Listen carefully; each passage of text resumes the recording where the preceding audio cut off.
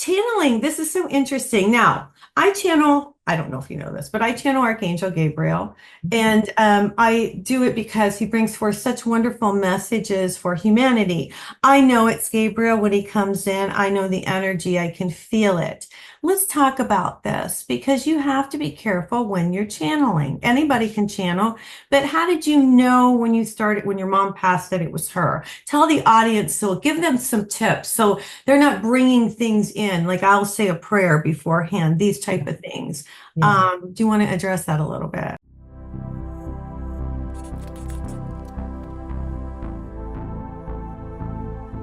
Yes, yes, because all of us, whether we consider ourselves to be able to channel or not, have a responsibility to maintain the best energetic hygiene that we possibly can. And this is for ourselves, our families, our communities, the world, Mother Nature, everything.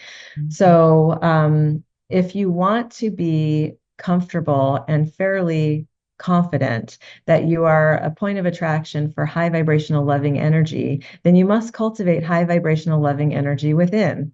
Correct. It's just simple, right? This is universal law. I'm not making it up. This is just what is. So any practices and rituals that elevate your energy, that bring you into a state of peace, that allow for you to feel held and loved and supported, and that is different for everybody, but find what works for you.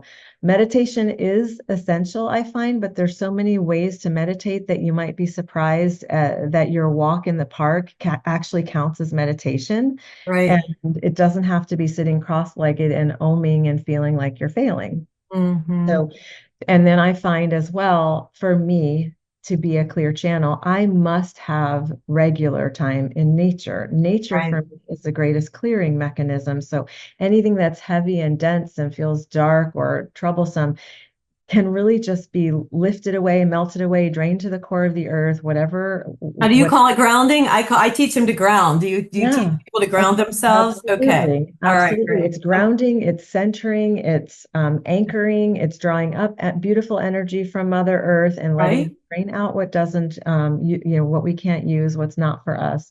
So there, we are always at risk of aligning energetically with sticky, junky, clunky, low vibe energy. We're at risk of this because it's all around us and because there are um, people, groups that are focused on eliciting fear and then manipulating that fear to their own aims. And so all of us are going to be vulnerable to that. So this is what brings us back to the essential nature of us. We are here as beautiful, loving beings, all of us. And Mhm. so commit to practices that bring that and steady you in that. Right. And then in terms of discerning which soul from which soul, well, the way I learned to channel was that I make requests of the particular soul I'm looking to hear from. So instead of opening to whoever is there, which I don't really recommend, I know, and because that's why I wanted you to bring this up because, like, I will call in Archangel Gabriel. I right, don't call anything else in yeah, who's holy and divine. I even go that extra step, yeah. because you can call in things that, that you don't want in. Absolutely. Absolutely. And that can be very chaotic and confusing and fear-based and all of that. So the way I channel, I say is on request.